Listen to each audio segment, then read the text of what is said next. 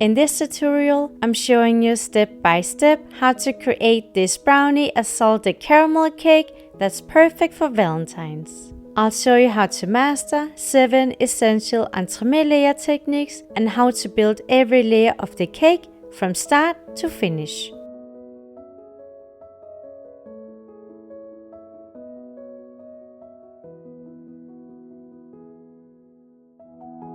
My name is Louise Lindberg and I'm a self-taught cake artist and recipe developer. In this video, I'm going to show you how to create the most amazing Valentine's cake with brownie and salted caramel. I'm going to show you how to master 7 different entremet layer techniques. A fudgy dark chocolate brownie, a crispy caramelized hazelnut and milk chocolate crunch, a smooth salted caramel ganache, a soft salted caramel, an airy milk chocolate mousse, a velvety caramel mousse, and a shiny mirror glaze.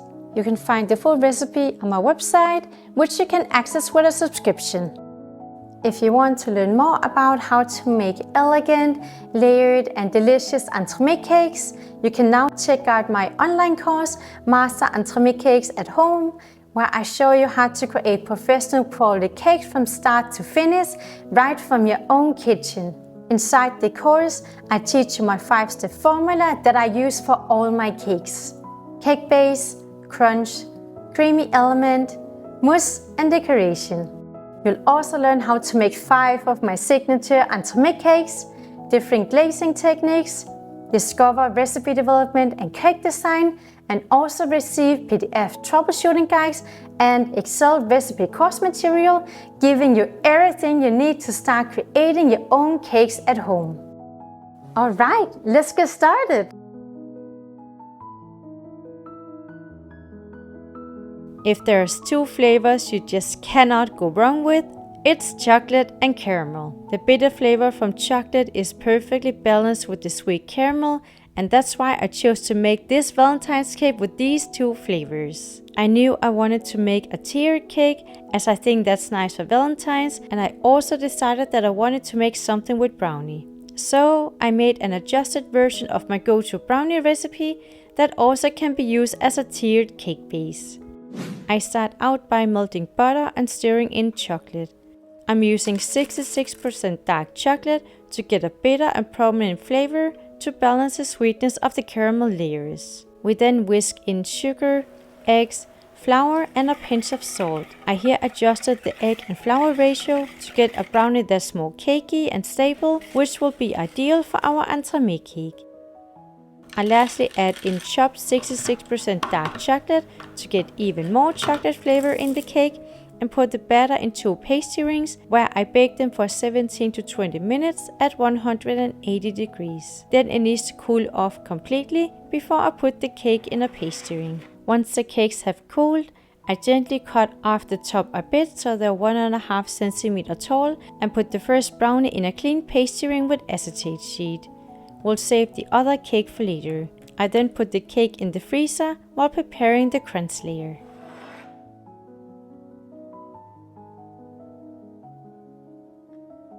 To add another texture element to the cake and introduce a slight flavor note contrast, I made a crunch layer with caramelized hazelnut. In my opinion, hazelnut pairs best with chocolate, so I chose to combine it with milk chocolate and cocoa to add an additional chocolate layer that contrasts with the caramel layers. To caramelize the nuts, I start out by melting sugar to a golden caramel, stirring in roasted hazelnut, and put them onto a piece of parchment paper so they can cool off. Once they're cooled, I finely chop the nuts. I then melt milk chocolate and stir in feuilletine, Nutella, the chopped nuts, salt and cocoa powder, and stir to combine. I decided to add cocoa powder to make the layer less sweet and also give it a stronger chocolate flavor. I spread half of the crunch layer on top of the brownie, level the layer with a glass and a spoon, and put the cake back in the freezer where it needs to set before I can add the ganache. We'll save the rest of the crunch for later.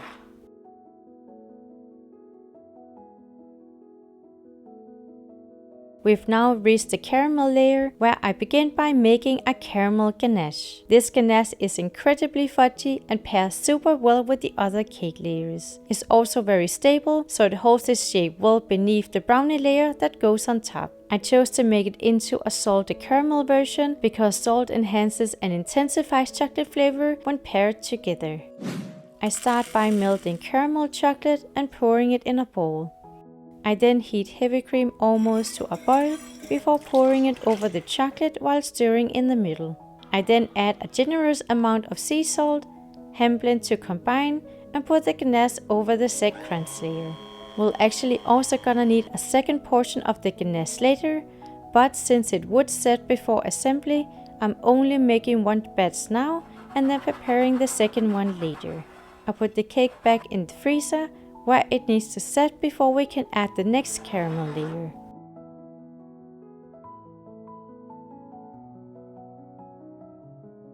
For our second caramel layer, I wanted to make a super smooth caramel, and this salted caramel honestly tastes so amazing. It has such a pure caramel flavor from both caramelized brown sugar and caramel chocolate, which perfectly balances the more bitter chocolate layers in the cake. I here start out by heating brown sugar, heavy cream, butter and glucose syrup in a pan, where I heat it to exactly 109 degrees, as this gives the caramel the correct texture and setting level to hold its shape inside the entremet cake. I take the pot off the heat, pour the mixture in a jug and add caramel chocolate and sea salt before hand blending. Then the caramel needs to cool off in a plastic box before I can put it in a piping bag. Once the caramel is more set and has a pipeable texture, I put half of the caramel in a piping bag, as we'll save the other half for the second part of the assembly. We can now pipe the caramel on top of the set caramel ganache. Now that we've finished the first round of layers, it's time to complete the cake with a second round.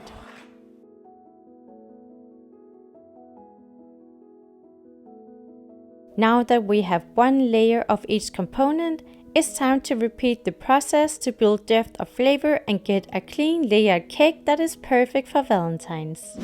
I first put the second brownie on top of the salted caramel and gently level the layer. I put the cake in the freezer for approximately 10 minutes, just so the surface can set a little, before I add the remaining caramelized hazelnut and milk chocolate crunch layer.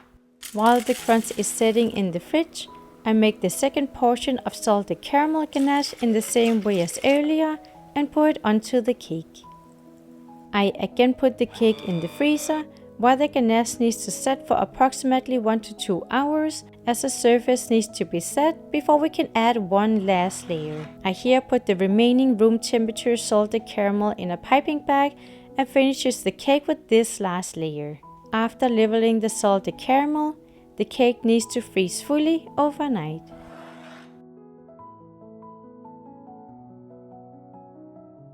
I was debating for so long whether to make a dark chocolate mousse or a milk chocolate mousse to encase the cake, because I wanted an intense chocolate flavor in this cake, yet I knew that the brownie made with 66% dark chocolate already had a strong presence, so I chose to finish the cake with my favorite milk chocolate mousse to keep all the layers balanced.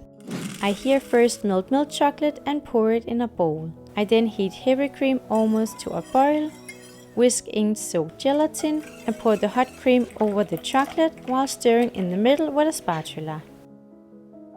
After it's cooled off, I whip heavy cream to a lightly whipped cream and fold it into the chocolate mixture. I line a silicone mold with a tall piece of acetate sheet to extend the height of the mold, and then pour the mousse in the mold. I let the mousse set a bit because the frozen cake otherwise will sink to the bottom due to the liquid consistency of the mousse. Once it's more set, I put in the frozen cake with the salted caramel facing downwards.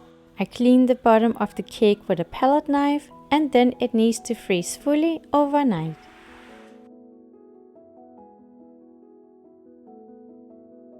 For these mousse balls that will go on top of the cake, I chose to make a caramel mousse to once again combine both caramel and chocolate flavors. This also ensures that the white glaze will fully cover the balls, as glazing, for example a chocolate mousse with a white glaze, sometimes can result in a grayish tint.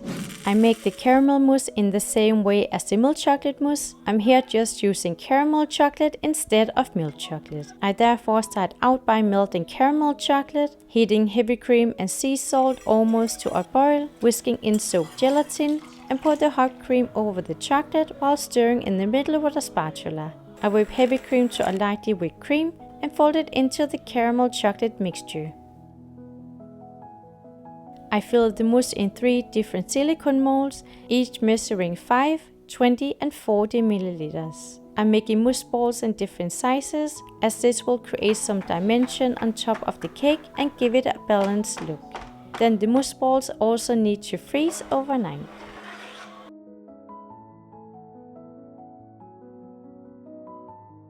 Since this is a Valentine's cake, I of course had to make a red glaze. I had a strong vision for this cake design, where I knew I wanted to play with color contrast by making a dark red glaze for the cake and later on a white glaze for the mousse balls.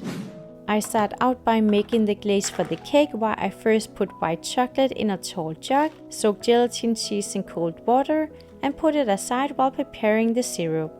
In a pot, I'm heating glucose syrup, sugar, water and heavy cream almost to a boil, whisking in soaked gelatin before pouring it over the white chocolate. I mix with an immersion hand blender and mix in red, a bit of white and a bit of black food coloring paste to get an intense dark red to match the Valentine's vibe. Then the glaze needs to cool to 34 to 35 degrees before we can glaze the cake.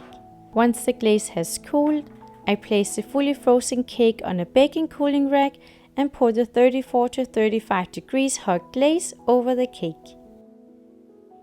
I remove the glaze excess from the cake by moving the cake around on the baking cooling rack with 2 palette knives and place the cake on a cake plate. Now that the first glaze is made and we have glazed our cake, we can start adding the chocolate decoration.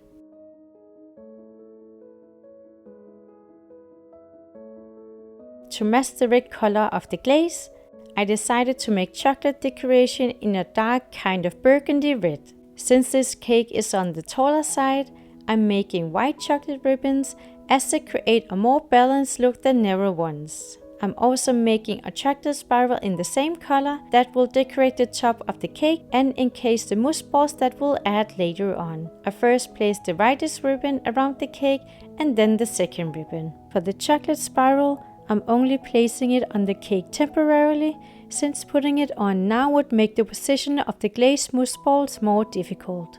Instead, I use the spiral to lightly mark the top of the cake so I know exactly where to place it. This will also help me deciding where to place the mousse balls, where I use a meat needle to make some small guide marks.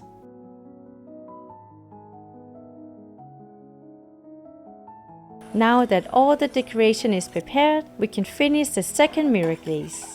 For our white mirror glaze, I prepare it in the same way as before, simply making a smaller batch since we only need enough to coat a few mousse balls. I then add white coloring paste to achieve an off-white shade and let it cool to 34 to 35 degrees.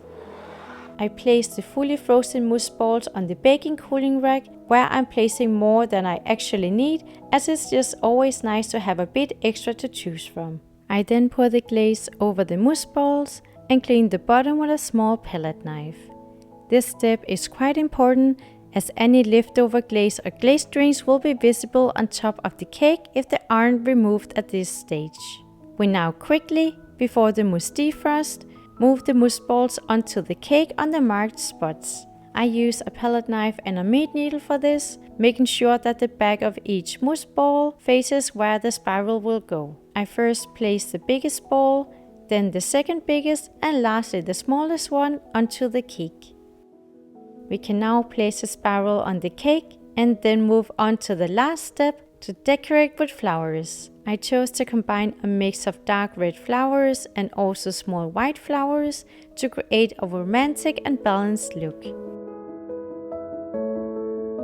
And here we have the final cake that I really think looks like the cutest Valentine's cake. With the dark red colors, elegant white mousse balls, and the romantic flowers that creates a balanced look, I think this cake is the perfect treat for a loved one.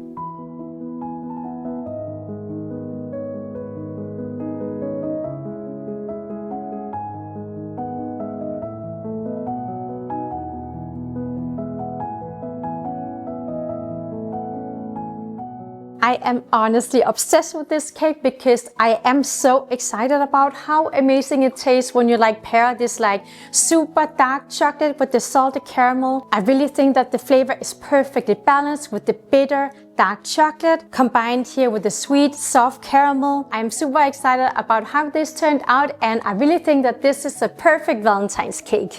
I hope you get the chance to make this amazing brownie caramel cake at home. And if you like my videos, make sure to subscribe, and you can also check out my Entremet cake playlist here. Happy Valentine's!